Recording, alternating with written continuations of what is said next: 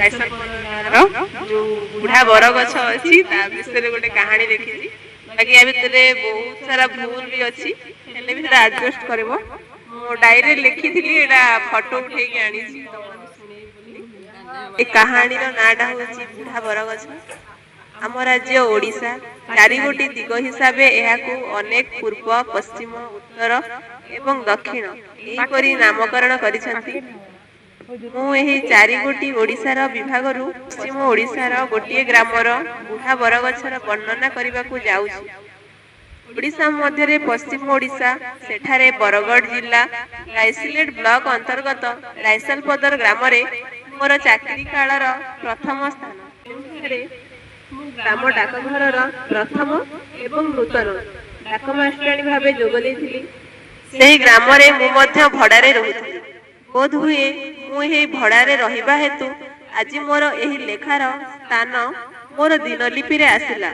नचेत मु सठिक भावे अनेक कथा कहूथुबा एही बुढ़ा बरगछर कहानी लिखि पारि नथांती।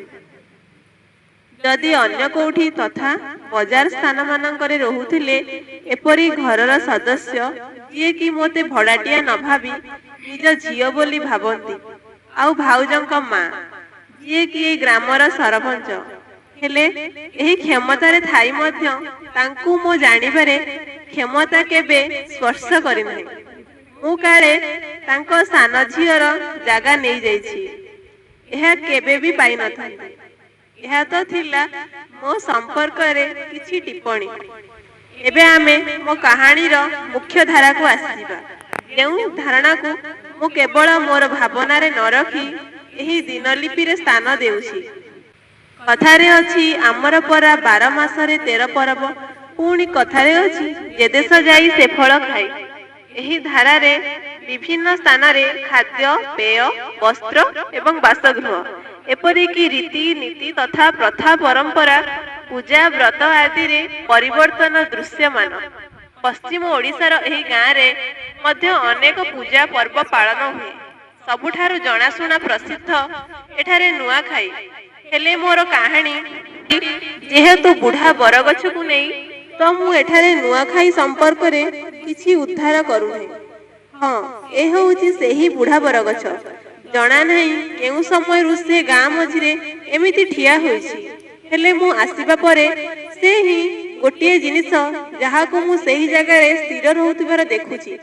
किछि कहि पारुनी सिना हेले चारियाड को तार बाहा मेलाई डब डब आखिरे ए ग्रामवासी माननकु प्रतिटी क्षेत्र रे सहायता करूछि एवं ए सबु किछिरो एक मुक साक्षी रूपे दंडायमान होइछि। जेपरी मु पूजा उपवास व्रतर कथा कहूतिली एही बुढ़ा तार बाहु तले सभिंकु स्थान देइछि। से पुओ जिउतिया हेउ कि भाउ जिउतिवा पुणी महाशिवरात्रि तो कार्तिक पूर्णिमा ए सबु से देखिछि। हाँ खाली देखि नाही से मध्य अनेक कथा सुनिछि। गाँर स्त्री लोक मानकर टुपुरु फुसुरु कथा पूजा करी व्रत बांधी संतान स्वामी और परिवार मंगल पांचवा को आसीथिबा ओसेईती माने किपरि परनारे चुगुली करंती निज सासू ननंद तथा अन्य सदस्य मानक संपर्क रे पुणी ए विषय वस्तु बेसी समय रहे नाही। महिला मानक मन पुणी गति करी आसी थाए परस्पर गहना एवं पोशाक आड़क। परस्पर को कुहाकुही हुंती ए नुआ गहना केबे आनिलो गो झी गला थर उआस रे पिंधिनी थिला।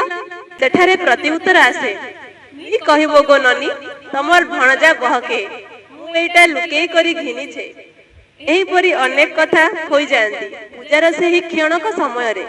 पुणी केही कहंती एही माछवाला दुई धाड़ी साड़ी केते पड़िला एमिति अनेक प्रकार भावर आदान प्रदान चले। एही परी पूजा समाप्त करी समस्ते सबु मान अभिमान भूली सदा मांकर कीर्तनर ताळे ताळे एकाठी झुमी जाती गोड़ हाथ अथा लागिबा जाए। यह हेउची एही पश्चिम ओडिशार आपणापणर कथा। एठाकार लोक माने मिष्टभाषी और स्नेही मनीष। एकथा मु नुह सेही बुढ़ा बरगछ को नीरवरे पचारिब जी गाँ मझिरे डेणा मेलाई बसीछि से निश्चय तुनी तुनी पवनर झुलारे तुमर प्रश्नर उत्तर कहीदेव। ଏହା ତ ଥିଲା ସେହି ବରଗଛ ମୂଳରେ ହେଉଥିବା ମା ମାଉସୀ ମାନଙ୍କର ପୂଜା ପର୍ବର କଥା। ଏବେ ଆମେ ମଉସା ଏବଂ ଦାଦା ବାବାଙ୍କ ପାଖକୁ ଯିବା। ଏହି ବୁଢ଼ା କେବଳ ମା ମାଉସୀଙ୍କର ଗେହ୍ଲା ପୁଅ ନୁହଁ, ବାବା ଦାଦା ମାନଙ୍କର ମଧ୍ୟ ଭଲ ବନ୍ଧୁଟିଏ, ପୁଣି ମଦୁଆ ମାନଙ୍କ ଲାଗି ଭଲ ମାତାଲି ସଖାଟିଏ। ବାବା ଦାଦା ମାନେ ଏହାର କୋଳରେ ତାସ ବାଜି ମାରନ୍ତି, ପୁଣି ମାଛ ବେପାରୀ ଆସିଲେ ଛାଇ ଜାଗା ଲାଗି ତାକୁ ଲୋଡ଼ନ୍ତି। ଏପଟେ ମୋର ମତୁଆ ଦାଦା ବାବା ମାନେ ମଦ ପିଇ କରି ତାର କୋଳରେ ଲୋଟି ପଡ଼ନ୍ତି। ସେ ସମସ୍ତଙ୍କୁ କୋଳେଇ ନିଏ, କାହାକୁ ତଡ଼ି ଦିଏନି। ପୁଣି ଏ ସମୟର ଯୁବଗୋଷ୍ଠୀ ତା କୋଳରେ ହାତ ପାପୁଲି ସମାନ ମୋବାଇଲ ଖଣ୍ଡେ ଖଣ୍ଡେ ଧରିଦେଇ ନୂତନ ଯୁଗର ନୂତନ ଅନଲାଇନ ଗେମ୍ ମାନେ ଖେଳୁଥାନ୍ତି। ପୁଣି ପରସ୍ପର ଲଢ଼େଇ କରି ବୁଢ଼ାର ଦେହରେ ପିଟି ହୋଇଯାଆନ୍ତି। ହଟି କରିବା ବାହାନାରେ କାହାର ୱାଇଫାଇ ଚୋରାନ୍ତି ତ ଫ୍ଲିପକାର୍ଟ ମେସୋରୁ ପ୍ରଡକ୍ଟ ଅର୍ଡର କରି ମିସେଣ୍ଟ ପ୍ରଡକ୍ଟ ଲେଖି ଠକି ଦିଅନ୍ତି। ସେ ସବୁ କିଛି କେହି ନ ଜାଣିଲେ ବି ଏକା ସେହି ବୁଢ଼ା ଜାଣେ। ସେ ଏକା ହିଁ ପ୍ରତ୍ୟକ୍ଷଦର୍ଶୀ। ସେ ପର ଆପଣା କେବେ ଦେଖିନି, ଏହାର ପରିଚୟ ମୁଁ ଦେଉଛି। ଏହି ଗାଁର ମୁରବୀ ବୋଲି ଯେ ସେ ଖାଲି ସେହି ଗାଁ ଲୋକଙ୍କର ସହାୟତା କରିବ ତାହା ନୁହଁ, ସେ ମଧ୍ୟ ବୁଲା ବେପାରୀଠୁ ଆରମ୍ଭ କରି ମାନସିକ ବିକୃତି ଘଟିଥିବା ଲୋକଙ୍କୁ ତାର କୋଳରେ ଜାଗା ଦିଏ। ପୁଣି ପଞ୍ଚାୟତର ଭତ୍ତା ବଣ୍ଟନରେ ବୃଦ୍ଧ ବୃଦ୍ଧାଙ୍କୁ ନିଜର ଶୀତଳ ଝୁଲଣାରେ ଆଶ୍ୱସ୍ତି ଦିଏ। ପୁଣି ପଞ୍ଚାୟତର ମାଗଣା ରାସନ ନେବାକୁ ଆସିଥିବା ବିଭିନ୍ନ ଗ୍ରାମର ଲୋକମାନଙ୍କୁ ବିନା ବାଛ ବିଚାରରେ ତାର କୋଳକୁ ବଢାଇ ନିଏ।